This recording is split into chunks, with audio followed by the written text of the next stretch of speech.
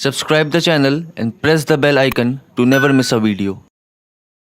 اعوذ باللہ من الشیطان الرجیم بسم اللہ الرحمن الرحیم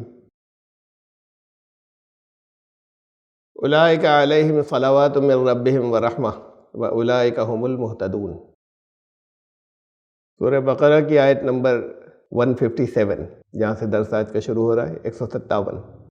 یہی وہ لوگ ہیں جن پر ان کے رب کی طرف سے سامان افزائش ہیں، وکاس کے سامان ہیں اور رحمت ہے۔ وَأُولَئِكَ هُمُ الْمُهْتَدُونَ، اور وہی لوگ ہیں جو ہدایت یافتہ ہیں یا ہدایت پانے والے ہیں، ہدایت کے راستے پر ہیں۔ اس سے پہلے کی جو آیت تھی، بلکہ پورا آیت تو یہ تھی 156، لیکن اور پہلے سے کافی عرصہ ہو گیا جہاں سے یہ سورہ بقرہ کا درس شروع ہو رہا ہے، تو میں یاد دہانی کرا دوں کہ تذکرہ چل رہا تھا مرکز کا، کہ ہر ایک کا اپنا ایک مرکز ہوتا ہے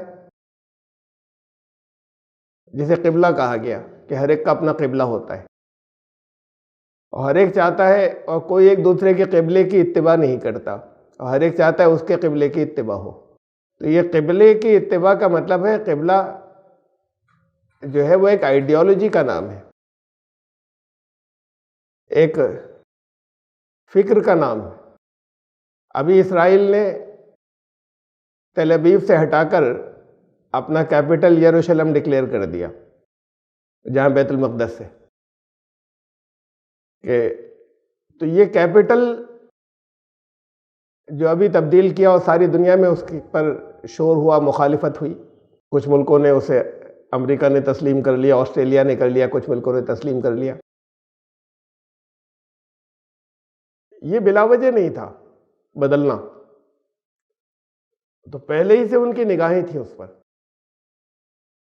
وہ تاریخ میں، پرانی تاریخ سے اسے وہ اپنا مرکز مانتے چلے آ رہے ہیں، جو ان کے قبضے میں نہیں تھا۔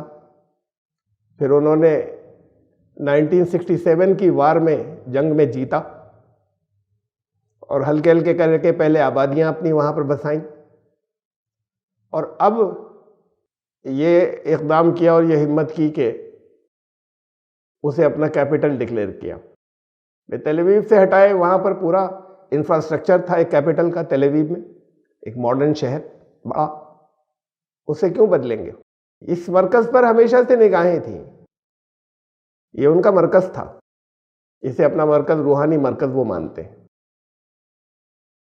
اس مرکز میں بھی وہ تو شہر ہے یروشلم خالی، وہاں بھی جو مسجد اقصی ہے، وہ مسجد جس باؤنڈری کے اندر ہے، وہ کہتے ہیں یہ ہے وہ جگہ جہاں ہیکل سلیمانی تھا، اسے وہ ہیکل سلیمانی کہتے ہیں، ٹیمپل آف ماؤنٹ، یعنی وہی بیت المقدس۔ تو یہ ان کی آئیڈیالوجی کا سینٹر ہے۔ عیسائیت کا مرکز جو ہے وہ ویٹیکن میں ہے، اٹلی میں، اور مسلمانوں کا یا اسلام کا مرکز مکے میں ہے۔ تو یہ مرکز جو ہے یہ اصل میں ایک آئیڈیالوجی کا نام ہے۔ جب یہ کہا جاتا ہے کہ اب یروشلم یہ چاہتا ہے یا ویٹیکن یہ چاہتا ہے، تو یہ ایک آئیڈیالوجی کے نام ہے، یہ خالی جگہ نہیں ہے، خالی مقام نہیں ہے، یہ ہے قبلے۔ قبلہ اصل میں اس کا نام تھا، جسے ہر وقت سامنے رکھا جائے، قبل کا مطلب یہ سامنے ہے، جسے ہر وقت سامنے رکھا جائے۔ تو قرآن نے یہ کہا کہ ہر ایک ہی چاہتا ہے کہ اس کے قبلے کو لوگ فالو کریں، یعنی اس کی آئیڈیالوجی کو فالو کریں۔ یہ یہودی اور عیسائی ایک دوسرے کی آئیڈیالوجی کو فالو نہیں کرتے، ایک دوسرے کے قبلے کو فالو نہیں کرتے، اور تم اپنے قبلے کی اتباع کرنا۔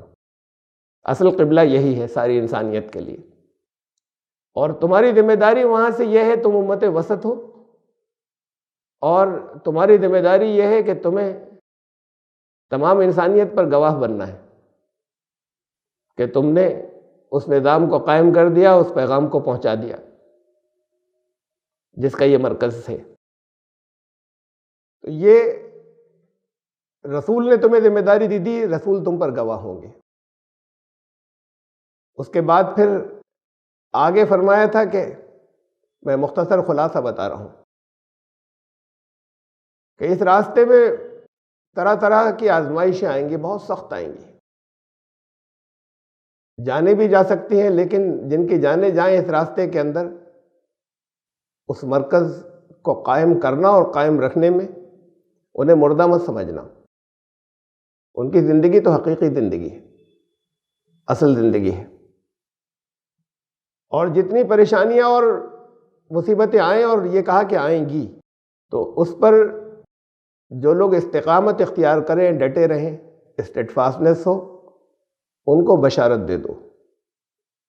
یہ وہ لوگ ہیں، اس کے بعد فرمایا الذین اذا اصابتهم مصیبۃ قالوا انا للہ و انا الیہ راجعون، کہ جب وہ پریشانیاں ان پر آتی ہیں اس راستے میں تو وہ یہ کہتے ہیں کہ انا للہ، ہم اللہ کے لیے ہیں، کا مطلب ہم تو اللہ ہی کا جو پروگرام ہے اسی پر عمل کرنے کے لیے ہے، ہمارا تو مقصد ہی یہی ہے کہ ہم اس کے پروگرام پر عمل کریں، یہی ہماری منزل ہے، وَإِنَّا إِلَيْهِ راجعون، اور اسی کے قانون کا ہم کو سامنا کرنا ہے، اور یہی ہماری انتہا اور منزل ہے۔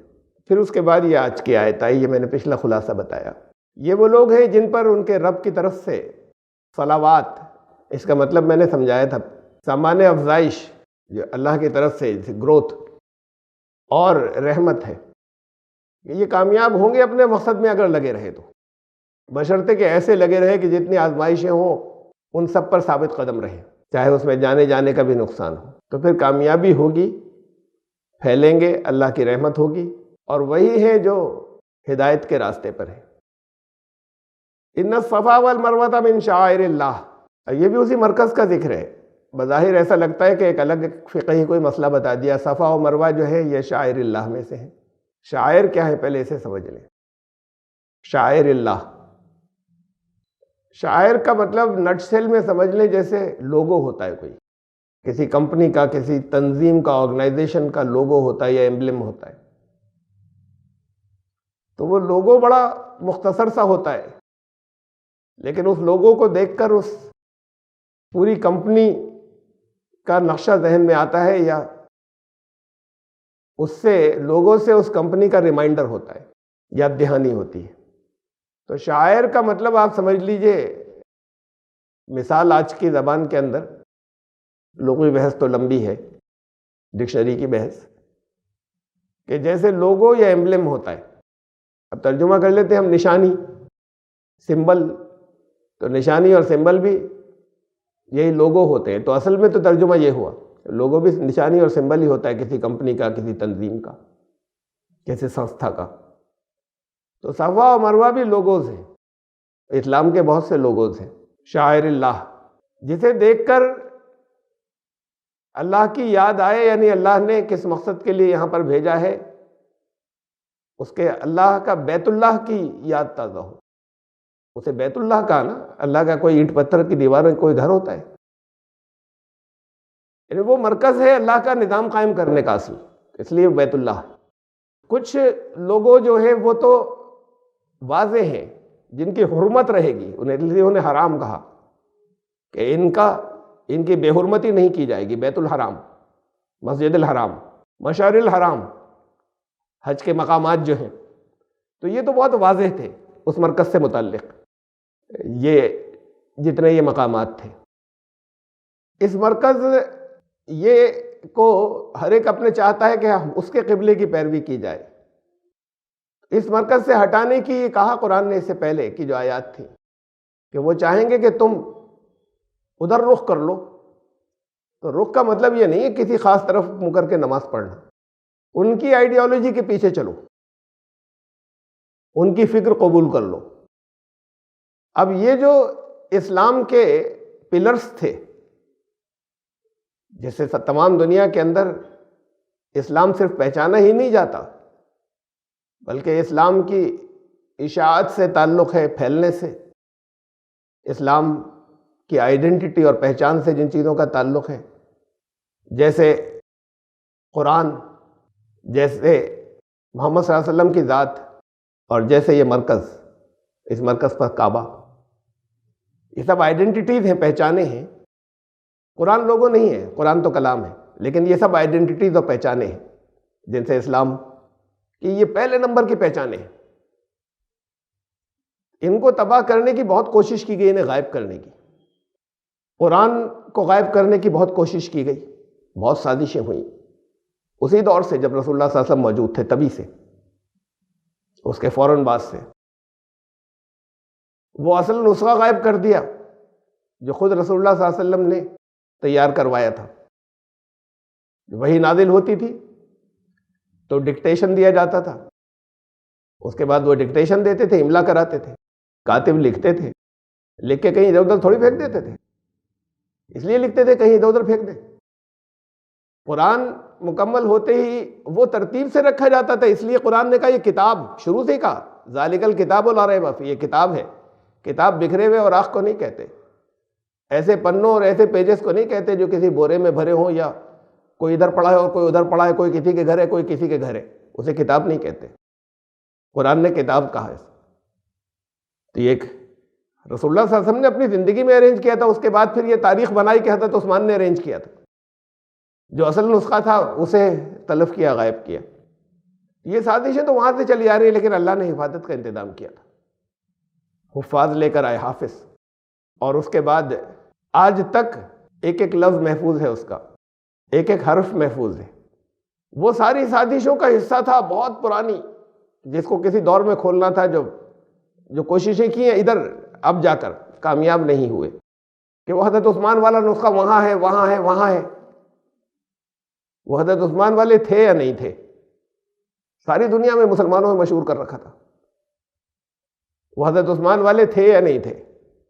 کم سے کم 20 نسخے ملتے جن پر خون کے چھینٹے ہیں دنیا میں، جگہ جگہ، کہ یہ ہے عثمانی نسخہ۔ تو حضرت عثمان والا وہ تھا یا نہیں تھا؟ حضرت عثمان نے اس سے نقل کرایا تھا جو رسول اللہ صلی اللہ علیہ وسلم نے تیار کیا تھا، اس کے بعد وہ اوریجنل تو غائب کر دیا گیا، اور پھر عثمانی نسخہ مشہور کیا گیا بعد کے دور کے اندر، جگہ جگہ کہ یہاں اس میوزیم میں ہے اور یہاں ہے اور یہاں ہے۔ وہ سب وہ ہیں جو تبدیل شدہ ہیں، کہ سارے مسلمان دنیا بھر کے یہ ماننے لگے، وہ کہتے چلے جائیں کہ ہمارے قرآن کو اس سے مقابلہ کر لیجئے، وہی ہے جو حضرت عثمان کا لکھوایا ہوا تھا، آپ مقابلہ کیجئے، فرق نکلیں گے جگہ جگہ، وہ ثابت کر سکیں کہ یہ قرآن غلط ہے۔ یہ ساری سازشیں وہاں سے چلی آ رہی ہیں۔ مسلمانوں کی تو یہ حافظوں سے جو کچھ لے کے آئے وہ اتنا فول پروف سسٹم تھا، ہر دور کے اندر، ہر جگہ اتنی بڑی تعداد کے اندر حافظ رہے۔ بائبل کے حافظ نہیں تھے، ویدوں کے حافظ نہیں تھے، دنیا میں نہیں رہے، کبھی تھے بھی نہیں ایسے، قرآن کے رہے، ہر جگہ ہر گلی کوچے میں رہے جہاں مسلمان تھے۔ اب تک یہ چیزیں چلی آ رہی ہیں، اب تک حدیث کی کتابوں میں ڈالی گئی کہ یہ قرآن یوں بھی نازل ہوا تھا، یوں بھی ہوا تھا، یہ الفاظ بھی نازل ہوئے تھے، یہ بھی الفاظ، ایک ہی آیت کے بدل بدل کر۔ ہمارے بڑے بڑے علم والے اسے مانتے کہ ہاں یہ سچ ہے، مانتے ہیں اسے۔ یہ سب اسی سازش کا حصہ کہ قرآن کو بدلو، نہیں بدل سکے۔ وہ جن چیزوں کو مانتے ہیں کہ صاحب ایسے بھی نازل ہوئی تھی یہ آیت میں، یہ الفاظ سے ان الفاظ میں بھی نازل ہوئی تھی، ان میں بھی ہوئی تھی، ان میں بھی ہوئی تھی، کہیں چھاپتے نہیں ہوئے ویسا قرآن۔ بڑے بڑے علم والے مانتے تو چھاپ کیوں نہیں لیتے؟ وہ یہی قرآن جو حافظوں کو یاد ہے یہی چھپتا ہے۔ اس میں تو نہیں تبدیلی کر سکے، اللہ نے حفاظت کا وعدہ کیا تھا، اور اس کے ذریعے رہے، ذریعے بنے اور حفاظت ہوئی۔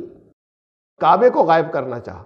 ایک رفعت اماری ہے، ڈاکٹر رفعت اماری، جارڈینین کرسچن پادری تو نہیں کہنا چاہیے، بڑے اسکالر ہیں اور اس کے پریچر، مبلغ ہیں۔ انہوں نے کتاب لکھی اسلام ان دی لائٹ آف ہسٹری اور قرآن اینڈ ہسٹری۔ اس میں انہوں نے ثابت کیا اسلام ان دی لائٹ آف ہسٹری میں کہ مکہ تو کبھی پہلے تھا ہی نہیں، یہ تو 4ویں 5ویں صدی کے اندر جو ہے یہ مکہ شہر جو ہے وہ وجود میں آیا تھا۔ قرآن قدیم جتنی بھی تہذیبیں ہیں اور اس کے جتنے ریکارڈ ملتے ہیں ان میں مکے کا کہیں کوئی ذکر نہیں ہے۔ یہ کیا کہتے ہو کہ یہ سب سے پہلے سے چلا آ رہا ہے؟ کعبہ تو کبھی تھا ہی نہیں ہے، کعبہ سب یہ بات کو بنایا گیا ہے۔ پھر اس کے ساتھ میں یہ اتنے بڑے لیول کے اوپر آئے کہ سب جگہ سے غائب کیے ریکارڈز،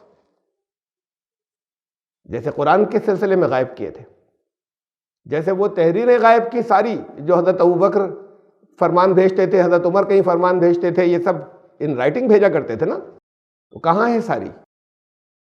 مل بھی نہیں سکتی کبھی.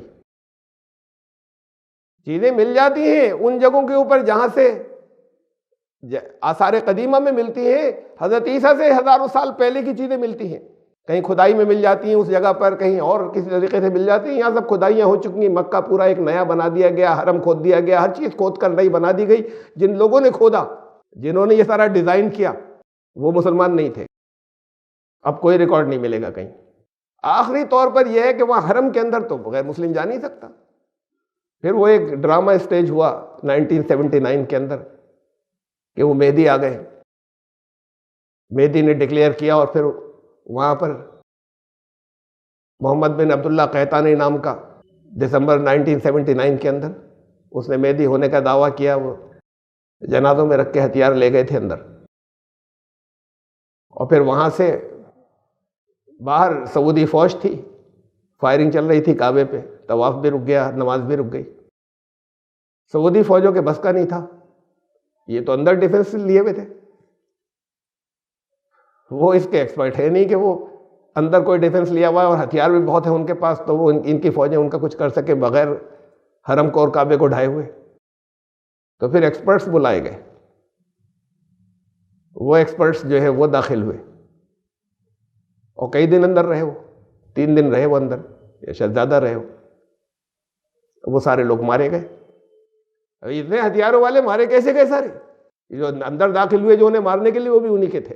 ان کا طے پلان تھا کہ انہیں تو مار دیں گے اپنے لوگوں کو. وہ نہیں سمجھتے ہوں گے کہ مارنے آئے. انہیں مار دیا گیا، اور اس کے بعد انہوں نے کہا ہم نے آپ کا سب محفوظ آپ کے حوالے کر دیا. اتنے دن کیا کیا انہوں نے اندر؟ کوئی جگہ، کوئی چپا انہوں نے کوئی چھوڑا نہیں ہے جہاں سے ریکارڈ غائب نہیں کیے ہوں. وہاں پہ گنجائش ہو سکتی تھی کہ کہیں کوئی ریکارڈ وہیں تو ملتے ہیں، اسی علاقے میں ملتے ہیں جہاں سے متعلق ہوتے ہیں. ایک جگہ رہ گئی تھی تلاشی کی، وہ بھی ہو چکی پوری دنیا میں، اور کوئی نہیں بچی تھی. باقی تو ہر کونا کھودا جا چکا، کھود کے نئی نئی بلڈنگیں بن گئی پرانے آثار ختم کر کے. اب یہ تو تھا وہ ریکارڈ کا غائب کرنا. پھر شاید یہ اختلاف ہے شیعہ سنی کے نہیں ہوتے. حضرت ابوبکر نے کیا تحریری پیغام بھیجے تھے مختلف جگہوں پہ، حضرت عمر نے کیا کیا بھیجے تھے، وہ چیزیں ان کی تحریر کے اندر یا ان کے لکھنے والوں کی جو ان کے کاتب تھے ان کی تحریروں کے اندر ہوتی تو شاید یہ اختلاف نہیں ہوتے. لیکن اب جو دل چاہتا ان کے نام پہ تھوپ دیتے. کوئی آپ کو کہیں پر آپ سرچ کریں گوگل پہ جا کے، دنیا کی ہر چیز مل جاتی ہے نا. یہ نہیں ملے گا مکہ اور کعبے کا کوئی یہ پرانا شہر تھا. نہیں، اتنے منظم طریقے سے غائب چیزیں ہٹائی گئیں، اس کے بعد لائیں کتاب. یہ تو تھا ہی نہیں کبھی، یہ تو بات کو آ گیا تھا. پرانی مسجدیں سب جو ہے وہ کعبے کی طرف نہیں، پیٹرا ایک شہر ہے وہ تھا، وہیں محمد پیدا ہوئے تھے. ان کا سب پرانی مسجدیں بھی ادھر رخ کیے کھڑی ہیں.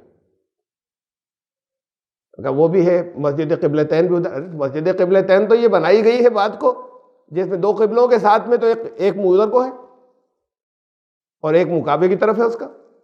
1-2 اور مسجدوں کا نام لیا کہیں روس اور کہاں کہاں. آپ کی قبلے آپ یہیں پر کھڑے ہو کر چھت پر دیکھ لی تھا، ایریل ویو دیکھ لی. یہاں کی مسجدیں آپ کو 100% ایک رخ پہ تھوڑی ملیں گی. کیمپس کے ذریعے بالکل ذرا سی ادھر ادھر ہوتی ہیں، معمولی سی. 100% ایکوریٹ رخ کے اوپر نہیں ملیں گی آپ کو، اس لیے کہ وہ ذریعے ہی نہیں تھے. یہ جو سورج سے آپ دیکھیں گے، سورج تو اپنا رخ بدلتا رہتا ہے، پچھم پہ کر لیا. اس سے اگر دیکھیں گے، کمپاس سے دیکھیں گے تو کمپاس ایک تو ایکوریٹ نہیں ہوتی. آس پاس اگر لوہا ہو تو بالکل دور دور تک لوہا نہیں ہو تب کمپاس ایکوریٹ ہوتی ہے. ایک تو ایکوریٹ نہیں ہوتی، دوسرے وہ جو ڈائریکشن دیتی ہے وہ ٹرو نارتھ نہیں دیتی، جسے یعنی بالکل سچا والا اتر اور سے پھر پورا پچھم نکالے جائیں، پورا پچھم دکن نکالے جائیں. سچا والا وہ شمال نہیں دیتی، وہ دیتی ہے وہ میگنیٹک نارتھ. اور ٹرو نارتھ الگ ہے، اس سے تھوڑا سا الگ ہے. اس کی کیلکولیشن سے طریقہ ہے اس کا، کہ کئی طریقے ہیں کہ کیسے ان کیلکولیشن کے ذریعے بالکل سچا رخ معلوم کیا جائے. اب آ گئے وہ طریقے، جس میں سے ایک یہ ہے کہ سال میں 2 مرتبہ، یہ چیزیں نہیں معلوم تھی پہلے، سال میں 2 تاریخیں آتی ہیں. ایک جولائی کے اندر آتی ہے، ایک مئی میں آتی ہے، جب سورج خاص مکے پر ہوتا ہے. اس وقت کسی چیز کا جو سایہ پڑے گا اگر بالکل سیدھی کھڑی ہو تو وہ قبلہ رخ بتائے گا سچا سچا. اور طریقے ہیں کیلکولیٹ کرنے کے ٹرو نارتھ اور میگنیٹک نارتھ کا فرق نکال کر اور بالکل سچا رخ کعبے کا نکال لیا جائے. اور اب تو ٹیبلز چھپ گئی ہیں ہر جگہ کی ڈگری کہ کتنی ڈگری پر کس جگہ سے گوگل میپ اور گوگل ارتھ سے نکال لیجیے کتنی ڈگری کے اوپر کون سا رخ کدھر ہے کس جگہ کا.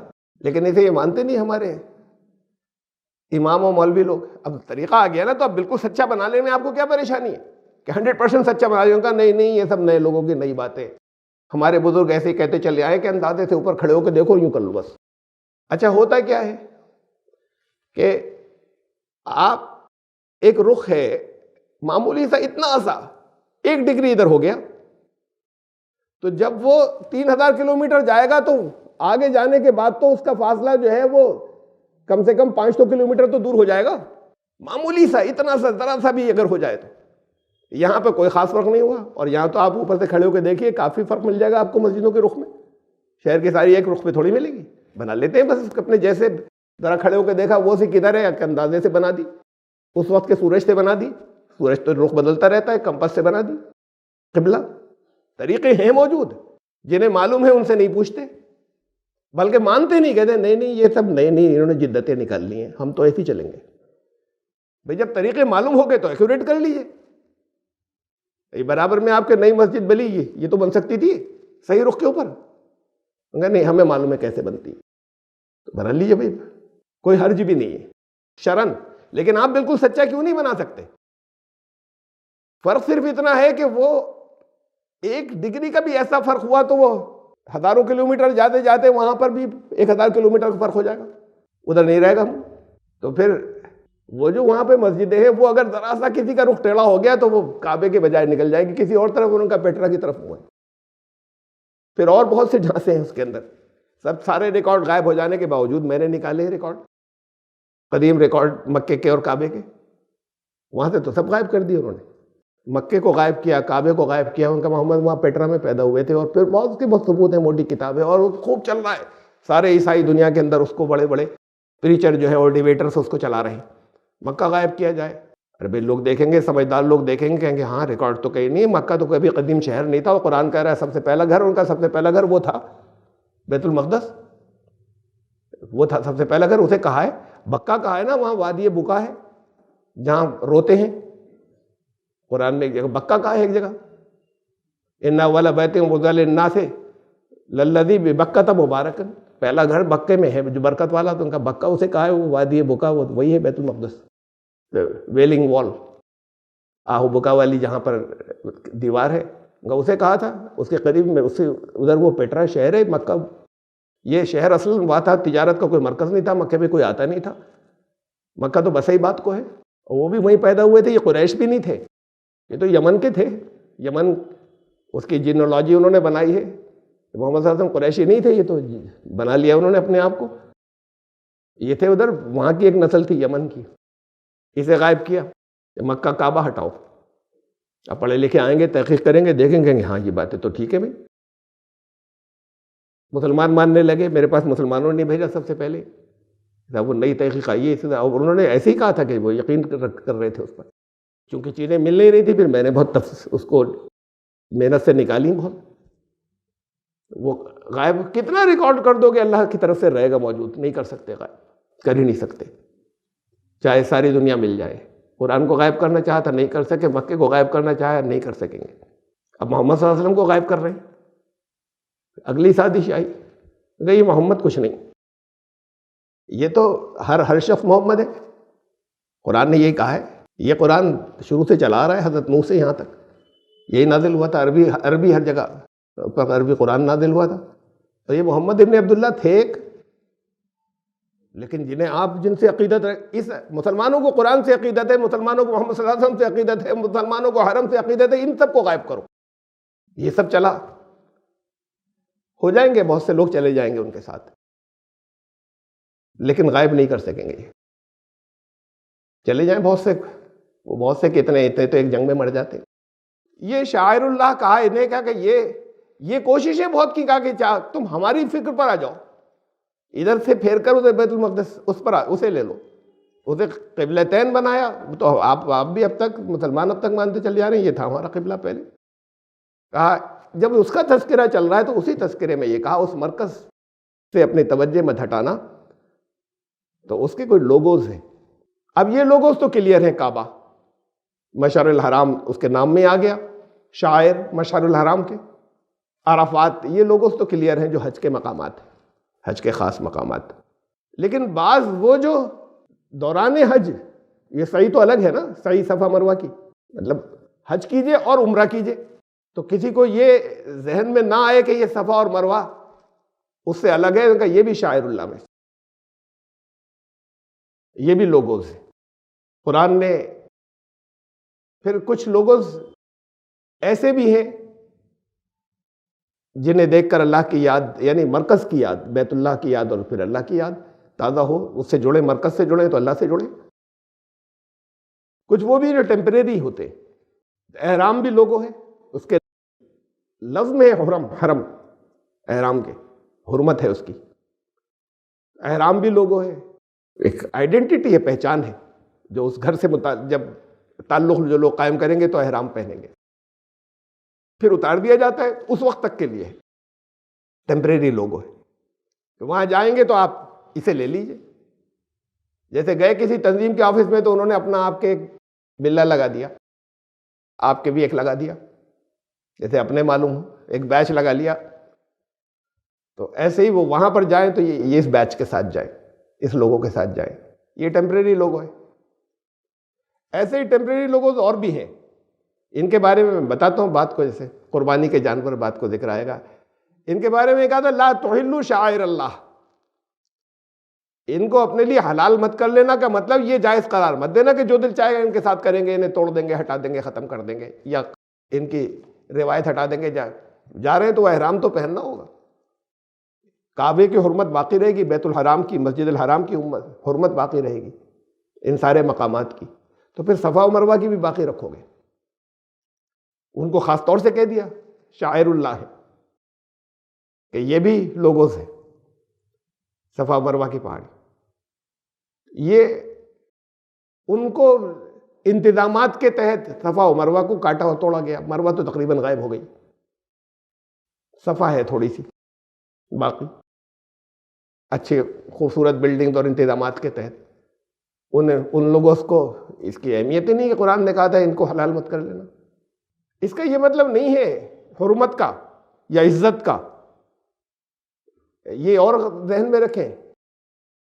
اسلام کی جو بنیادی وہ، یعنی جسے ہم لا کہیں یا قانون، کہ حرمت کا یہ مطلب نہیں ہے کہ آپ صرف سر پر ہی رکھیں، اس پہ کوئی چیز نہیں رکھ دیں. جیسے قرآن شریف کی عزت کرنا ہے، اس کے اوپر کچھ مت رکھو. یہ ہمارے دل کے احترام کی بات ہے، مجھے نہیں اچھا لگتا، میں اپنی بات کر رہا ہوں کہ ہٹاؤ یہ، اس کے اوپر کچھ مت رکھو. یا آپ اگر کہیں نیچے رکھا دیکھیں تو آپ کہیں گے یہ کیا ہے، یہاں رکھ دیا. وہ حرم شریف میں وہاں کے مسجدوں میں نیچے رکھے ہوتے، زمین پر بھی رکھے ہوتے، فرش پر رکھے ہوتے. تو جہاں تک شرعی مسئلے کا تعلق ہے کوئی حرج نہیں ہے. کعبے کی چھت کے اوپر حضرت بلال چڑھے تھے نہیں چڑھے تھے؟ کعبے کی حرمت ہے اپنی جگہ، لیکن اس کی چھت پر رسول اللہ صلی اللہ علیہ وسلم نے بلال کو چڑھوایا کہ اس کی چھت پر چڑھے. قربانی کے جانور بھی ہیں، وَمَن يُعَظِّمْ شَعَائِرَ اللَّهِ فَإِنَّهَا مِن تَقْوَى الْقُلُوبِ. قربانی کے جانور لَكُمْ فِيهَا مَنَافِعُ، ان کو کہا کہ یہ بھی شاعر اللہ میں سے ہیں. قربانی کے جانور جو ہیں یہ ٹیمپریری ہیں، اب انہیں کوئی استعمال نہیں کرے گا، کاٹ کر کہیں اپنی غذا کے لیے استعمال نہیں کرے گا جب تک یہ قربانی کے مقام تک نہیں پہنچ جائیں. وہاں جا کے حلال ہو جائیں گے، ابھی حرمت ہے ان کی، حرام، وہاں جا کر حلال ہو جائیں گے. قربانی کے جانوروں کو کہا کہ یہ جو ہے، جب یعنی اس مرکز پر اگر لوگوں کے انتظامات، وہاں قربانی ہوگی اور پھر لوگوں کے کھانے پینے کا انتظام ہوگا جو ٹھہریں گے، تو پھر وہاں پر اس کے لیے جو چیز وقف کر دی گئی، ڈیڈیکیٹڈ کر دی گئی کہ یہ وہاں جانی ہے، اب وہ جب تک وہاں پہنچ نہیں جائے وہاں جا کے حلال ہوگی. تو یہ بھی ٹیمپریری لوگو ہے. قربانی کے جانور بھی بیٹھ سکتے ہیں اس پر. انہیں بھی کہا شاعر اللہ. قربانی کے جانوروں کو جو جا رہے ہیں مختلف علاقوں سے ساتھ میں لے کر جاتے تھے، اپنے بھیجتے تھے، خود نہیں جا رہے بھیجتے تھے وہاں پر. تو انہیں کہا یہ بھی شاعر اللہ ہے، انہیں کوئی راستے میں مارے گا نہیں، اپنے غذا کے لیے بھی نہیں کاٹے گا، حلال نہیں ہوں گے، حلال وہاں جا کر ہوں گے. ابھی تک حرام ہے، حرمت ہے ان کی. یہ بھی جیسے احرام تھا، ایسے یہ بھی ٹیمپریری لوگو ہے کہ اس کا تعلق بیت اللہ سے ہے، وہاں جا کے یہ حلال ہوں گے. ان کی پیٹھ پر بیٹھ سکتے ہیں، ان کا دودھ پی سکتے ہیں. تو پیٹھ پر بیٹھنا، کعبے کی چھت پر چڑھنا، یہ ہے قانونی بات. اور دل کی بات یہ ہے وَمَن يُعَظِّمْ شَعَائِرَ اللَّهِ فَإِنَّهَا مِن تَقْوَى الْقُلُوبِ. یہ دلوں کے تقوی کی بات ہے. اس کی عظمت کو تسلیم کرنا، اس کی بڑائی کو، اس کی عزت کرنا. تو جتنی آپ کر لیں. اگر کوئی کرتا ہے تو کہ نہیں یہ تو شریعت میں ایسے نہیں آیا کہ یہاں مت رکھو، اس کے اوپر کچھ مت رکھو، وہاں نہیں آیا. یہ تمہارے دل کی بات ہے، دل میں کتنی عظمت ہے اس کی. تو یہ تو شاعر اللہ کے بارے میں ایک بات کہی. صفا اور مروہ بھی شاعر اللہ، سب تو کہا کہ یہ اس مرکز پر یہ جو ہے یہ بھی شاعر اللہ ہے. ان کا حج کے مقامات سے تھوڑے سے مختلف ہیں. یہ خاص حج جو ہوتا ہے اس سے مختلف ہوتے ہوئے بھی شاعر اللہ ہے.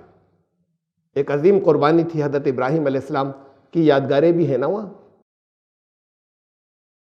حضرت آدم علیہ السلام نے کعبے کی تعمیر کی پہلے انسان سے. اس کے فرائض میں احرام ہے، اس کے فرائض میں کعبے کا طواف ہے، اس کے فرائض میں عرفات کے میدان کا قیام ہے. باقی چیزیں فرض نہیں ہیں. حج ہو جائے گا کچھ اس میں تھوڑا بہت رہ جائے کچھ اور. تو یہ کہتے ہیں کہ باقی چیزیں واجب ہیں یا سنت ہیں. اگر نہیں ہوئی تو دم یعنی قربانی کرو، اس کے بدلے کچھ کرو. لیکن حج کے لیے آخری طور پر جو چیزیں لازم ہیں نیت کے بعد وہ یہ ہیں فرائض. یہ پہلے انسان سے چلے آ رہے ہیں.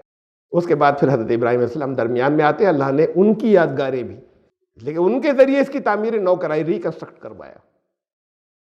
اور پھر ان کی زندگی کے اندر جو تو آپ جانتے ہیں کہ اتنی بڑے بڑے امتحان تھے کہ اللہ نے اپنا خلیل، اپنا دوست قرار دیا انہیں. اس میں سے یہ شاید سب سے بڑا امتحان تھا جہاں پر بیٹے کو ذبح کرنے کو کہا تھا، جہاں پر اپنی بیٹے اور بیوی کو چھوڑائے تھے. وہاں پر اس جگہ پہ جو وادی غیر ذی زرع ہو گئی تھی، جہاں کچھ نہیں اگتا تھا، اور جہاں وہ خوشی خوشی رک گئی تھیں، وہاں سے بھاگی نہیں. بہت بڑی قربانی تھی ان کی کہ پیچھے پیچھے بھاگتی شوہر کے. انہوں نے چھوڑا تو چھوڑ کے کیا کیا، جان سے تھوڑے دھکا دے دیتے پھر اٹھ کے بھاگ لیتی. بچے کی اپنی محبت میں نہیں، بچے کی محبت میں رک گئی وہیں پر. اس کی ایک یادگار جو ہے وہ قائم کیا. یہ بھی شاعر اللہ میں سے. لیکن جہاں تک قانون کا سوال ہے، اس میں یہ کہا کہ فمن حج البیت او اعتمر، کوئی حج کرے یا عمرہ کرے. حج تو ایک کعبے کے مناسک جو ہے ان کا ایک مخصوص طریقہ ہے. رسول اللہ صلی اللہ علیہ وسلم نے فرمایا کہ خذوا عنی مناسککم، یہ اپنے مناسک مجھ سے سیکھ لو کیسے کیا جائے گا. اور عمرہ ہے وہ ہے خاص دنوں میں. قرآن نے کہا اس کے لیے تو کچھ دن ہے مقرر، لیکن اس کے علاوہ جتنی دفعہ کوئی وزٹ کرے وہ عمرہ ہے، جتنی دفعہ بھی جائے. کہا جب جائیں تو یہ فرمایا فمن حج البیت او اعتمر فلا جناح علیہ یطوف بہما. پھر جو اس گھر کا حج کرے، اس بیت کا، یا عمرہ کرے، یعنی ان دنوں سے الگ جائے کبھی، وہ عمرہ ہوا. تو کوئی حرج نہیں ہے، کوئی گناہ نہیں ہے اس بات میں کہ ان کے درمیان میں بھی دوڑ لے. اور جو اس سے زیادہ کر لے، ومن تطوع خیرا، بھلائی تو جتنی زیادہ کر لو، فإن اللہ شاکر علیم، تو اللہ تو شکریہ کو قبول کرنے والا ہے اور علم رکھنے والا ہے، جانتا ہے کس نے کیا اور بھلائی میں بڑھ چڑھ کے حصہ لیا جو ایکسٹرا کرے. اب یہ آیت کیا کہہ رہی ہے؟ جو حج کو جائے اور عمرہ کرے کوئی حرج نہیں ہے، کوئی گناہ اس بات میں نہیں ہے کہ یہ بھی کر لے. صفا آپ نے لازم قرار دے دیا اسے کہ یہ ضروری ہے، اس کا حصہ ہے حج اور عمرے کا. اسے سعی کہتے، 7 چکر لگانا صفا و مروہ کے درمیان میں اس یادگار میں. اس پر 4 مسلک ہیں فقہ کے. مشہور وہی ہے جو مطلب آپ چونکہ حنفی یہاں پہ زیادہ ہیں تو آپ اسی کو جانتے ہیں.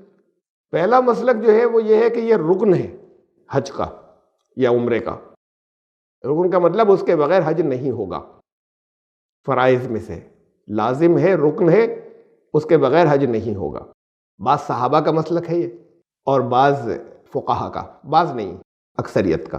امام شافعی یہ کہتے ہیں، امام مالک یہی کہتے ہیں کہ اس کے بغیر حج نہیں ہوگا اگر صفا مروہ کے درمیان میں سعی نہیں کی یا عمرہ بھی نہیں ہوگا.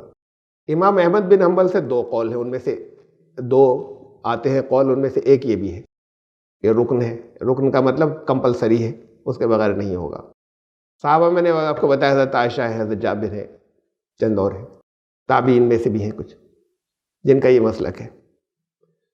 پھر نمبر 2، یہ پہلا تھا.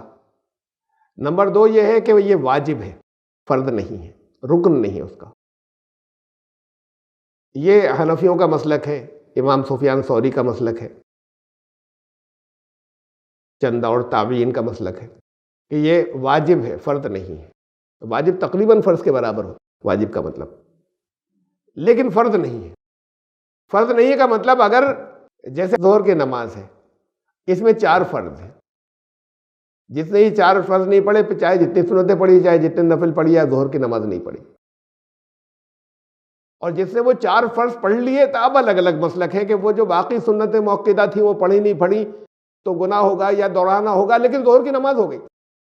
وہ الگ الگ مسلک ہے، گناہ ہوگا یا نہیں ہوگا اور کتنا ہوگا. لیکن یہ کوئی نہیں کہے گا کہ ظہر کی نماز نہیں ہوئی. یہ ہے کہ بھئی اسے دہرائیے، بعض کہتے نہیں ہے دہرانا ضروری، لیکن نماز ظہر کی ہو گئی اگر فرض پڑھ لیے تھے تو فرض اور واجب میں یہ فرق ہوا. جیسے عشاء کے وتر واجب، تو عشاء کا وتر کوئی نہیں پڑھے، 4 فرض پڑھ لیے تو عشاء کی نماز ہو گئی. یہ نہیں ہوا کہ عشاء کی نماز نہیں ہوئی. ہاں یہ ہوتا ہے کہ نہیں، اسے پڑھنا لازم ہے، اس کے پتہ پڑھنا لازم ہے، الگ الگ مسلک ہے. اور وہ 4 فرض نہیں پڑھے، آپ سنت مؤکدہ بھی ساری پڑھ لیجئے اور ساتھ میں واجب بھی پڑھ لیجئے، کوئی بہت سے نفل بھی پڑھ لیجئے، پھر عشاء کی نماز نہیں ہوئی. تو واجب اور اس میں فرق یہ ہے، فرض میں ہے تقریباً اہمیت میں فرض کے انداز میں. امام حنیفہ کے نزدیک واجب ہے. اس میں بھی اس نمبر 2 میں واجب والوں میں بھی 3 ہیں حصے.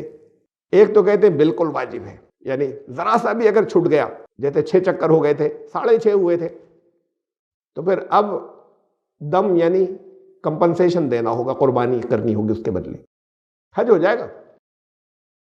تو لیکن چاہے پورا چھوٹے چاہے ذرا سا چھوٹے. اچھا، اس میں ایک تو یہ ہے. دوسرا اس کے اندر یہ ہے واجب والوں میں.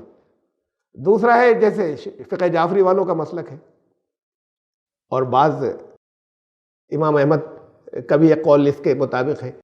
ابن قدامہ تھے ایک، ان کی بڑی مشہور کتاب ہے، حنبلی مسلک کے فقیہ تھے بڑے، ان کی بڑی مشہور کتاب ہے المغنی. اس میں انہوں نے اس مسلک کو اختیار کیا ہے کہ جسے یاد رہے جان بوجھ کر نہیں چھوڑے، بھول گیا تو کوئی بات نہیں. جسے یاد ہے بھولا نہیں ہے اس کے لیے واجب ہے. اب نہیں ہوتا تو پھر دم یعنی قربانی کرے گا. اس میں ایک تیسرا ویریشن ہے، یہ امام حنیفہ کا ہے کہ اگر 7 میں سے 4 چکر کر لیے ہیں، اگر 4 بھی نہیں ہوئے، اگر 4 نہیں ہوئے، 4 چکر سے کم ہوئے، تب تو قربانی لازم ہے، واجب. لیکن اس واجب میں یہ ان کے یہاں کا ویریشن یہ ہے. اور اگر 4 چکر ہو گئے، پھر 5واں 6واں 7ویں میں سے کوئی رہ گیا، بعد میں کوئی رہ گئے 1 یا 2 یا 3، تو پھر صدقہ دیا جائے گا. لیکن یہ کہ کمپنسیشن دینا ہوگا، واجب تھا، حج ہو گیا. اگر چھوٹ گیا تھا تو حج ہو گیا. یہ تو 2 کی میں نے بتائی، سیکنڈ کی اتنی تفصیل تھی. تیسرا ہے وہ جو قرآن کی آیت کہہ رہی ہے، یہ فلا جناح علیہ یطوف بہما، کوئی حرج نہیں ہے اگر ان کے درمیان بھی دوڑ لو. تو اس کا کیا مطلب ہے؟ دنیا میں ہر ایک کہہ دے گا صاف صاف کیا مطلب ہے کہ لازم نہیں تھا، کوئی حرج نہیں ہے کہ یہ بھی کر لو. تو اس کا مطلب لازم نہیں ہے. تو پھر یہ مانتے ہیں صحابہ کی ایک، فقہا تو نہیں، فقہا سب سے زیادہ تو اسے مانتے ہیں فرض کو. واجب والے امام حنیفہ ہیں، اور ایک قول جو ہے ان کا بھی ہے، امام احمد کا بھی. اور یہ جو ہے اس کے اندر صحابہ ہیں اور کچھ تابعین ہیں. تو تب وہ والے میں بڑے بڑے صحابہ ہیں، وہ صحابہ بھی وہ تھے جو بڑے بڑے فقیہ تھے، فقہ والے. اس میں حضرت عبداللہ ابن عباس ہیں، حضرت ابی بن کعب ہیں، حضرت عبداللہ ابن مسعود ہیں اس مسلک کے ماننے والوں میں کہ نہیں، تو قرآن کی بات صاف ہے کہ کوئی حرج نہیں ہے، اگر یہ بھی کرو تو کوئی حرج نہیں ہے، یعنی ضروری نہیں تھا. تو ایک سنت رسول اللہ صلی اللہ علیہ وسلم کی تھی، یا اسے استحباب کہہ لیں، مستحب تھا. کوئی نہیں کرے تو کوئی گناہ نہیں، کوئی حرج نہیں، حج ہو گیا اور کوئی گناہ بھی نہیں. تو اس مسلک میں جو ہے وہ صحابہ ہیں، فقہا نہیں ہیں، لیکن صحابہ بڑے بڑے صحابہ ہیں بہت سے. تو بہرحال یہ ایک فرق ہے. قرآن کی آیت پھر آپ کے سامنے ہے بہت واضح، جو کہہ رہی ہے یہ مختلف مسلک جو بنے، بعض حدیثوں کی وجہ سے بنے، حدیث کی کتابوں میں بعض روایات کی وجہ سے. جب قرآن کی کسی بہت صاف آیت کے بہت جو واضح ہے، جو سبجیکٹ ٹو انٹرپریٹیشن میں نہیں ہے، اس کے مقابلے میں اگر کوئی چیز آتی ہے اس سے ٹکراتی بھی، تو ہم نہیں لیتے اور نہیں قبول کرتے. اصول یہی ہونا چاہیے، اور ان صحابہ نے یہی کیا. اتنے بڑے بڑے جو، اور میں نے کئی اور نام لیے ان صحابہ نے. تو یہ ایسا نہیں ہے کہ صرف میں یہاں پہ بیٹھ کے ایسی تشریح کر رہا ہوں، بلکہ بہت بڑے بڑے صحابہ اسی دور کے، اور ان میں سے بھی بہت سوں کا یہ مسلک تھا کہ قرآن کی آیت اپنی جگہ بہت صاف اور کلیئر ہے، بہت واضح ہے. تو نہ حج میں لازم ہے عمر صحیح، اور نہ لازم اس کے اندر ہے عمرے کے اندر. ہاں جو کر لے اس کے لیے اجر ہے، کہ جتنا کرو گے اللہ قبول کرے گا. ومن تطوع خیرا، بھلائی ایک بھلائی کا کام ہے جو جتنا کر لے. اس کے اوپر دونوں پہاڑیوں کے اوپر کچھ بت رکھ دیے تھے انہوں نے. ایک نائلائق کا نام تھا، ایک دوسرا تھا پہلے لوگوں نے، اور ان کا وہ چکر لگاتے تھے. وہ ایک بت ادھر تھا، ایک بت ادھر تھا. تو پھر بعد کو وہ بت رسول اللہ صلی اللہ علیہ وسلم نے، پھر بت تو ہٹا دیے گئے جب اسلام آیا. تو یہ کہا جاتا ہے کہ وہ مطلب جو توجیہ کی جاتی ہے ان آیت کی، وہ یہ کہی جاتی ہے کہ یہ آیت اصل میں ان لوگوں کے لیے تھی. اور یہ کہا گیا کہ نہیں کوئی وہ حرج سمجھتے، صحابہ کہتے تھے یہ تو اس کی یادگار ہے بتوں کی طرف دوڑنے کی. تو کہا گیا نہیں، کوئی حرج نہیں. یہ کہا جاتا ہے نہیں اس کی یادگار نہیں، یہ کہا جاتا نہیں لازم ہے. وہ کچھ بھی کرتے ہو، مشرکین ننگے کعبے کا بھی طواف کرتے تھے نا. قرآن نے یہ تو نہیں کہا کہ اچھا چاہو تو طواف بھی کر لیا کرو، بہت اچھا ہے، کوئی حرج نہیں اگر تم طواف بھی کر لو. یہ تھوڑی کہا ہے کرنا ضروری ہے، لازم ہے. تو ایسے ہی اگر یہاں پر بت رکھ لیے تھے انہوں نے اور دوڑتے تھے، تو یہ تھوڑی کہا جاتا کوئی حرج نہیں، تم اس کے درمیان میں دوڑو تو کوئی گناہ نہیں ہے. یہ کہا جاتا یہ ضروری ہے. انہوں نے جو کیا تھا اس طریقے کو بدل دیا، وہ بت ہٹا دیے گئے. اللہ جو ہے وہ شکریہ کو قبول کرنے والا ہے اور علم والا ہے. جو جتنا کرے، جتنی بھلائی کرے، کرو تو بہت اچھا ہے، کوئی نہیں کرے تو کوئی حرج نہیں ہے. جو اس آیت کا جو مطلب ہے وہ یہ ہے. ایک چوتھا بھی مسلک ہے، اس میں خالی ایک دو نام آتے ہیں. ایک ابن عربی وہ نہیں جو محی الدین ابن عربی وہ صوفی ہے، وہ نہیں. مالکی مسلک کے عالم تھے ابو بکر ابن عربی. ایک ان کا بھی مسلک ہے، ان کا ایک چوتھا مسلک بھی ہے. اور وہ چوتھا مسلک یہ ہے کہ اس میں ضروری ہے، اس کا رکن ہے عمرے کا. یعنی عمرہ کرنے گئے خالی طواف کر کے چلے آئے تو عمرہ نہیں ہوگا. اور حج کا رکن نہیں ہے، حج کر کے گئے اور پھر صحیح نہیں کی تو حج ہو جائے گا. یہ چوتھا مسلک ہے. اس میں خالی اکیلے تک وہی ہیں، ایک آدھ لوگ اور ہیں بات کے تابعین میں سے جسے نہیں تسلیم کیا گیا اور نہیں مانے. قرآن نے صاف دونوں کے لیے کہا ہے کہ فمن حج البیت او اعتمر، چاہے حج ہو یا عمرہ، اچھا ہے کہ یہ بھی کر لے. کوئی حج نہیں ہے اگر نہیں کریں، کوئی حج نہیں کہ کرنے میں کوئی حج نہیں ہے، لیکن یہ بھلائی ہے. جو بھلائی کرے گا اس کو اس کا اجر ملے گا، جتنا زیادہ بھلائی کرے گا. تو ایک تطوع ہے، تطوع کہتے ہیں استحباب کے لیے. جتنا زیادہ مستحب، جتنا کرو گے اتنا اجر ملے گا. اچھا ہے کرو، اور اللہ اس کو جانتا ہے. ان الذين يكتمون ما انزلنا من البينات والهدى من بعد ما بيناه للناس في الكتاب اولئك يلعنهم الله ويلعنهم اللاعنون. اب جو لوگ چھپاتے ہیں اسے جو ہم نے نازل کیا، جو واضح صاف صاف نازل کیا، ما انزلنا من البینات والہدی، اور ہدایت کی باتیں صاف صاف جو نازل کی، من بعد ما بیناہ للناس، اس کے بعد کہ ہم دنیا کے انسانوں کے لیے اسے کھول کھول کر صاف رکھ چکے تھے. پھر کوئی بات اگر چھپاتے ہیں اس کتاب کی، فی الکتاب، اولئک یلعنہم اللہ ویلعنہم اللاعنون، تو ان پر اللہ کی بھی لعنت اور لعنت کرنے والوں کی لعنت. لعنت کرنے والے مطلب جو اللہ سے ایسے متعلق ہیں کہ جو اللہ ہی کی رضا جو کچھ کرتے ہیں، تو اگر اللہ جن پر لعنت کرتا ہے تو وہ بھی لعنت، ان کی طرف سے بھی لعنت، یعنی فرشتے بھی ہیں اس میں شامل. ان پر لعنت کا مطلب یہ کہ اس کعبے کی مرکزیت یا بازیابی اس میں وہ بھی ہیں جو اس سے روکنے والے ہیں اس مرکز کے قیام کے، کہا وہ بھی کامیاب نہیں ہوں گے. اور ان کے اعمال، لعنت کا مطلب یہ کہ ان کے اعمال قبول نہیں ہوں گے جو نیکیاں سمجھ کے کرتے ہیں.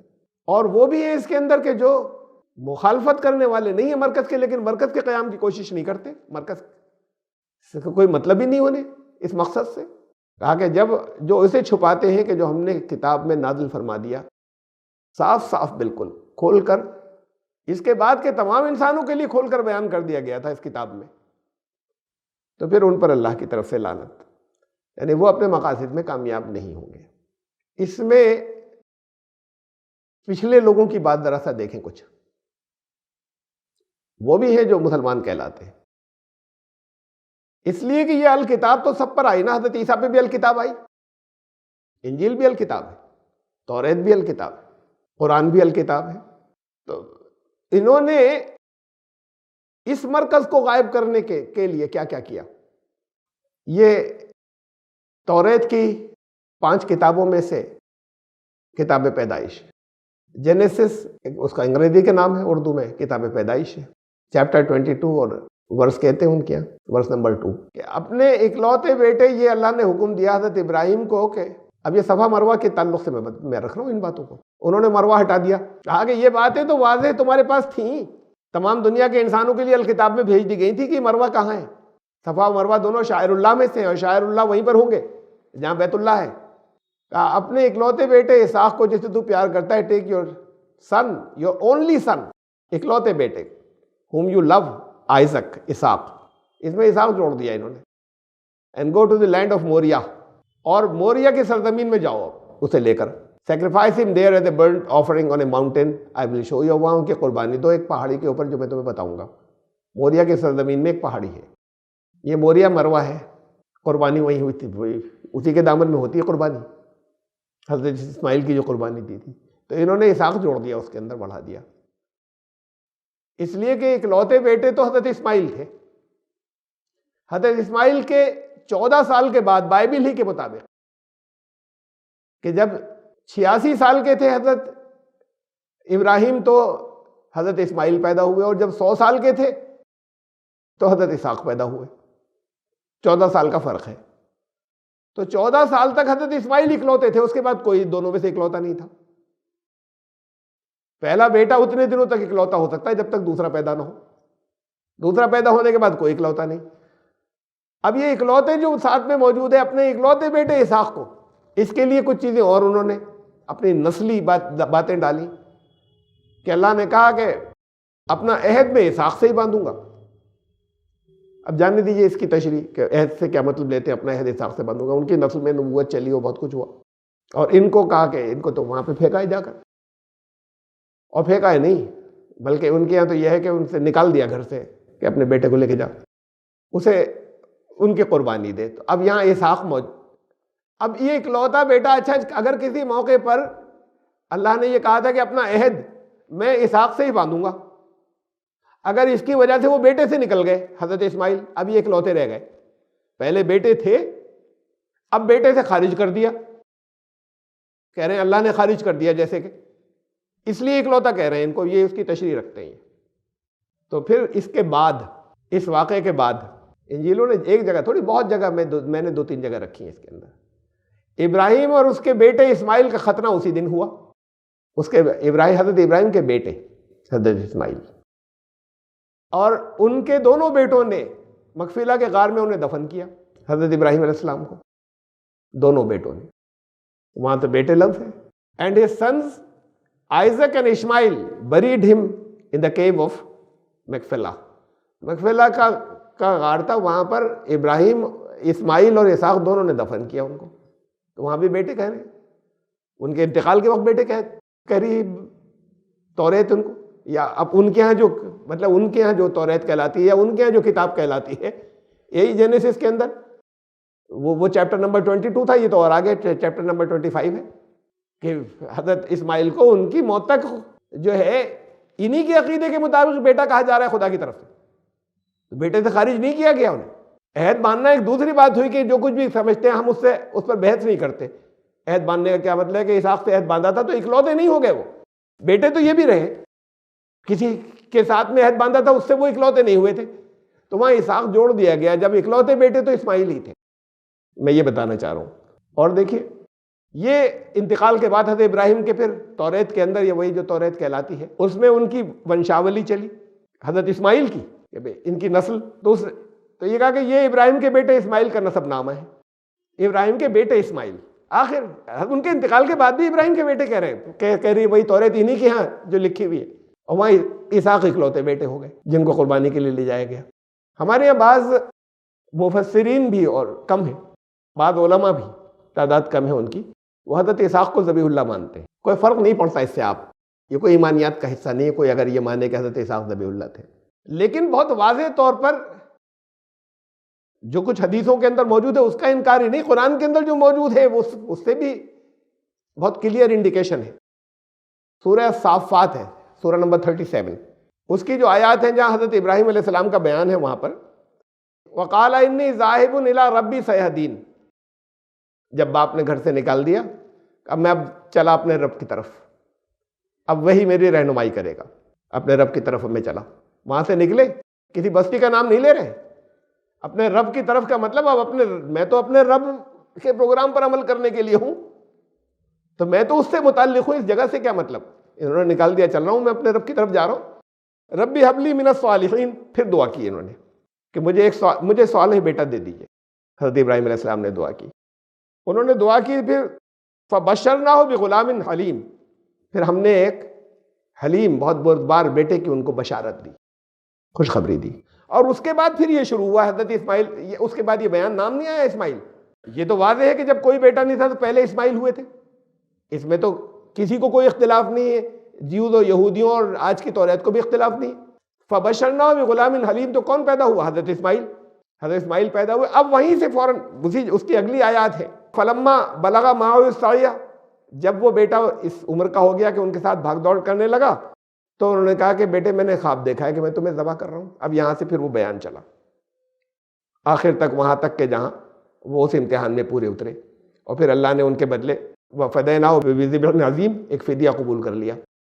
جب یہ جیسے ہی بیان ختم ہوا، پھر اس کے فوراً بعد ہے وہ بشرناہ باسحاق نبیا من الصالحین، اور پھر ہم نے ان کو بشارت دی اسحاق کی جو کہ صالح نبی تھے۔ تو یہ بہت واضح ہے نا، پہلے بیٹے کون ہوئے، ان بیٹے کے بعد پھر یہ تذکرہ ہے ان کی قربانی والا، کہ اللہ نے یہ امتحان لیا ان سے، یا انہوں نے اسے سمجھا اور قربانی کے لیے لے گئے، اللہ نے اسے قبول کیا، اور اس کے بعد اس واقعے کو ختم کرنے کے بعد کہا اب ہم نے ان کو بشارت دی ہے دوسرے بیٹے کی بھی، اسحاق کی۔ یعنی یہ واقعہ پیش آ چکا تھا، تب حضرت اسحاق پیدا ہوئے، یعنی حضرت اسماعیل علیہ السلام 14 سال سے کم کے تھے تب وہ ذبح کا واقعہ پیش آیا۔ تو قرآن سے تو یہ ثابت ہے۔ وہ مفسرین جو چند یا کچھ علماء سمجھتے ہیں، تو معلوم نہیں کیوں سمجھتے ہیں، حدیثوں کا انکار بھی تو آتا ہی آتا ہے۔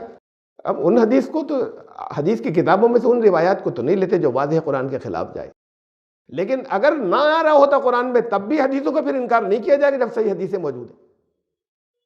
وہ تو پھر رسول اللہ صلی اللہ علیہ وسلم کی بات کا انکار ہو رہا ہے، اور یہاں تو قرآن میں بھی اشارے موجود ہیں، اور کافی کلیئر اشارے ہیں کہ حضرت اسماعیل ذبیح اللہ تھے۔ بہرحال بات چل رہی ہے اصل میں صفا و مروہ کے، یہ موریا کے پر لے جاؤ، موریا کے علاقے میں اپنے بیٹے کو، یہ مروہ تھی، جسے ان کی زبان کے اندر یا ان کے پروننسیشن میں موریا کہا گیا۔ اب یہ اسے بھی دیکھیے ذرا کہ اس میں ہی پی سے ہے، اس کے اندر انگلش کے اندر فاران ہے اوریجنل۔ فاران یہ جو تھی، جب ان کے کہنے کے مطابق حضرت اسحاق کی پیدائش کے بعد انہیں نکال دیا، ان کے حضرت سارہ کے کہنے پر، پہلی بیوی کے کہنے پہ حضرت ہاجرہ کو حضرت اسماعیل کو نکال دیا، ایک بوتل پانی دیا، کچھ کھجوریں دی، کہا جاؤ یہاں سے۔ ان کی فرمائش تھی، چاہ تو نہیں رہے تھے وہ، تو ان کو بھیج دیا۔ تو وہ پھر فاران کے، قرآن کہتا وہاں تک پہنچا کر آئے تھے اور چھوڑ کر آئے تھے۔ تو اب اس وقت جب حضرت اسحاق کی پیدائش کے بعد اگر نکالنے کی بات ہوتی تو حضرت اسماعیل تو اس وقت 14 سال کے تھے، یہ تو نوزائیدہ بچے تھے۔ قرآن یہ کہتا ہے، اسلامی روایات، پہلے کا واقعہ ہے۔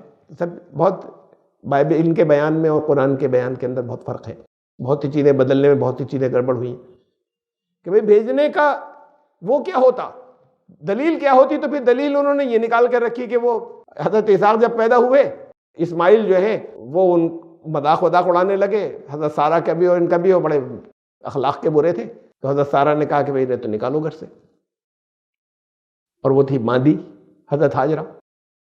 کنیز تھی، وہ کنیز کی حقیقت بھی میں ابھی رکھتا ہوں آگے.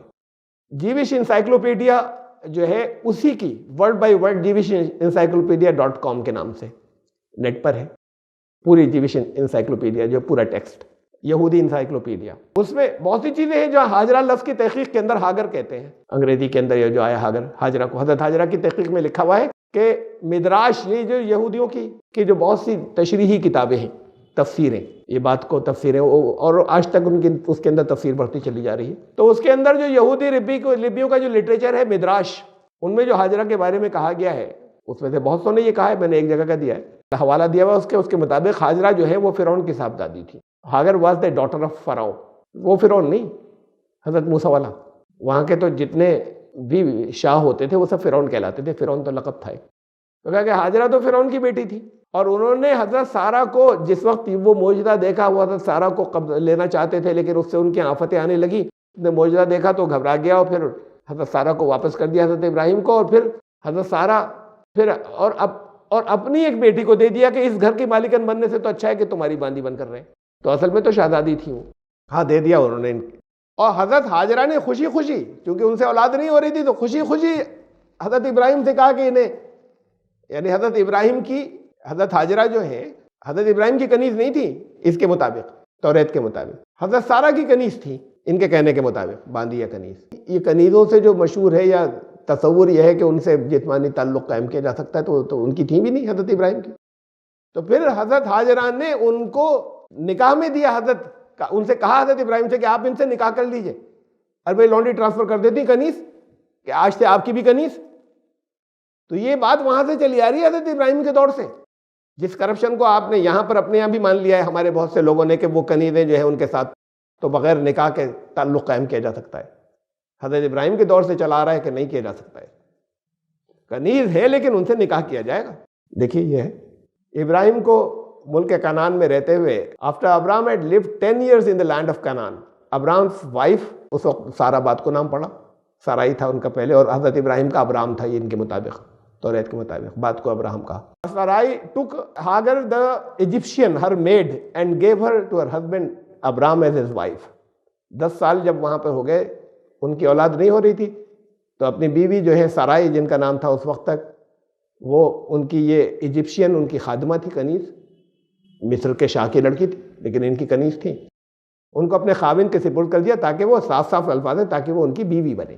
ایسے نہیں ان کو یہ ہے کہ اب یہ میری کنیز ہے، میں نے آپ کو دے دی، اب آپ کو دے دی تو نکاح کیا جائے گا. حضرت سارہ نے ان کو دیا کہ اب آپ ان سے نکاح کر لیجئے، ہاجرہ سے نکاح کر لیجئے، مجھ سے اولاد نہیں ہو رہی. یہ تو میں سارا اس میں دے رہا ہوں کہ خود بائبل یہ کہتی ہے کہ فاران کے جنگلوں کے اندر، فاران کا علاقہ تھا جہاں پر یہ چلے گئے، وہ بھٹکتی رہیں ہاجرہ، اور فاران کا علاقہ تھا. دیکھیے فاران کا علاقہ کون سا تھا. اچھا اتنی بات. اور پھر سلیمان نے یروشلم میں کوہ موریہ پہ خداوند کا گھر بنانا شروع کیا. یہاں سے اصل میں وہ لیتے ہیں، یہ ایک اور ہے، موریہ 2 جگہ آیا ہے، کہ انہوں نے گھر بنانا شروع کیا جہاں خداوند اس کے باپ کو دکھائی دیا ہے. یعنی یہ جو ہیکل کی تعمیر یا بیت المقدس کی تعمیر شروع ہوئی، بائبل کہہ رہی ہے کہ یہ تھا کوہ موریہ. تو یہ جو اب ڈوم آف دی راک کہلاتا ہے، یا وہ گنبد، مین گنبد جو مسجد اقصیٰ کا ہے، یہ اس پر بڑا جھگڑا ہے. اسے توڑنا چاہتے ہیں، ابھی تک انہوں نے توڑا. ابھی تو یروشلم کو کیپٹل بنایا، اسے توڑنے کی ہمت نہیں ہے. کہتے ہیں 2 بار اسے تباہ کیا جا چکا ہے. اسے ٹیمپل کہتے ہیں. فرسٹ ٹیمپل تباہ ہوا تھا، سیکنڈ ٹیمپل تباہ ہوا تھا، بنا تھا.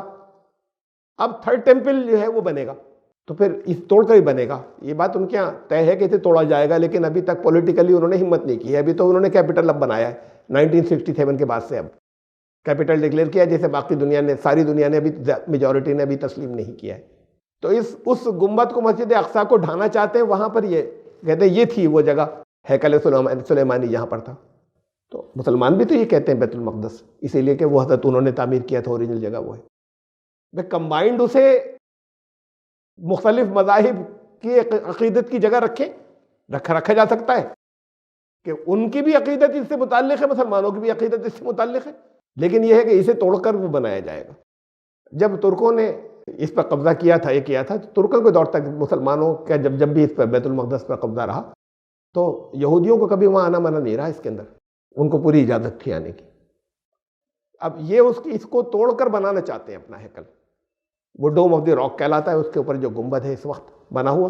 اور بس بعض کی شدت یہ کہ جیسے یہاں پر ہے نا کہ مندر وہیں بنائیں گے کہ اوپر کہ نہیں، گربھ گرہ جو ہے وہ وہی ہے جو مسجد کا ممبر ہے، وہی اس خاص جگہ پہ رام چندر جی پیدا ہوئے تھے. ایسی کچھ سب نہیں، کچھ ان کے اندر تشدد کرنے والے کہتے ہیں خاص جگہ تو وہ یہی تھی، یہ جو گنبد کے نیچے ہے، تو اس پورے کو توڑنا ہے. باقی کہتے نہیں، یہ پورا پریسر، یہ علاقہ سارا جو ہے جیسے مسجد کا خاص، وہ مسجد نہیں، مسجد کی باؤنڈری ہے بہت لمبی، یہ وہ جگہ تھی جو ہیکل سلیمانی کی جگہ تھی. تو اب یہ جب اس کے اندر آ گیا، اس کے اندر ایک جگہ اور کہ حضرت سلیمان نے وہاں پر موریا پر بنانا شروع کیا بیت المقدس کو، تو کہہ رہے ہیں دیکھو موریا فکس ہو گیا وہاں یروشلم میں. تو یہ موریا وہ دو الگ الگ شہر ہو سکتے ہیں. یہ شہر رامپور ہے جہاں سے میں درس دے رہا ہوں. رامپور انڈیا میں کتنے ہیں؟ 12-13 ہیں. اورنگ آباد بڑے شہر 2 ہیں، باقی رامپور تو چھوٹے. اورنگ آباد ایک بہار میں ہے، ایک مہاراشٹر میں ہے، دونوں بڑے شہر ہیں. حیدرآباد ایک ہندوستان میں ہے اور ایک پاکستان میں ہے، دونوں بڑے شہر ہیں. علاقے تو بہت سے ہوتے ہیں، ایک نام کے تو کئی. اور پھر اور بھی ثبوت ہے اس کے کہ وہ جو ہے یہ بہت، ان ثبوتوں کو پھر میں بعد میں رکھوں گا موریا کے سلسلے کے فہران کے، کہ وہ مروا پہاڑی سے تعلق کی وجہ سے میں ساری چیزیں لا رہا ہوں یہاں کی بھی اور پرانوں کی اور ویدوں کی بھی، کہ مروا پہاڑی ان صفا والمروۃ من شعائر اللہ، یہ شاعر اللہ میں سے ہے. اور کہا کہ یہ لوگ چھپائیں نہیں اسے، جب کتاب میں آ چکا ہے تو لوگوں کے سامنے کھل کر بیان کریں. یہ تفصیل میں اس وجہ سے دے رہا ہوں کہ یہ مروا پہاڑی وہ ہے جہاں پہ ذبح کیا تھا، اسے حضرت اسحاق سے متعلق کر دیا. ابھی تفصیلات تھوڑی سی رہ گئی، وہ میں کیونکہ وقت زیادہ ہو گیا ہے، وہ اگلی مرتبہ میں دکھاؤں گا اور بتاؤں گا خود انہیں کے یہاں سے ثبوت، اور وہ ویدک لٹریچر اور ان کے یہاں جو روایات چلی آ رہی ہیں وہاں سے کہ وہ مروا پہاڑی اسے کہتے ہیں میرو پروت، مروا کو. تو وہ مروا پہاڑی کی یہ اہمیت ہے مروا کی، اور وہ شاعر اللہ ہے وہ، کہ یہ چلا آ رہا ہے پہلے سے، ان کی حرمت پہلے سے چلی آ رہی ہے. انشاءاللہ زندگی رہی تو پھر آئندہ جمعے کو ہم تشریح میں چل رہے ہیں آیت نمبر 59 کی. تو یہ 59 کی تشریح ابھی باقی ہے سورہ البقرہ کی، اور اس کے بعد سے پھر وہ مروا پہاڑی کی تحقیقات یا میرو پروت یا ان کا جو موریا ہے جس کو انہوں نے وہاں یروشلم میں کر دیا، اس کی تفصیلات جو کہ شاعر اللہ میں سے تو وہیں ہوگا جہاں بیت اللہ ہے. تو انشاءاللہ پھر آئندہ ہفتے. سبحان ربک رب العزت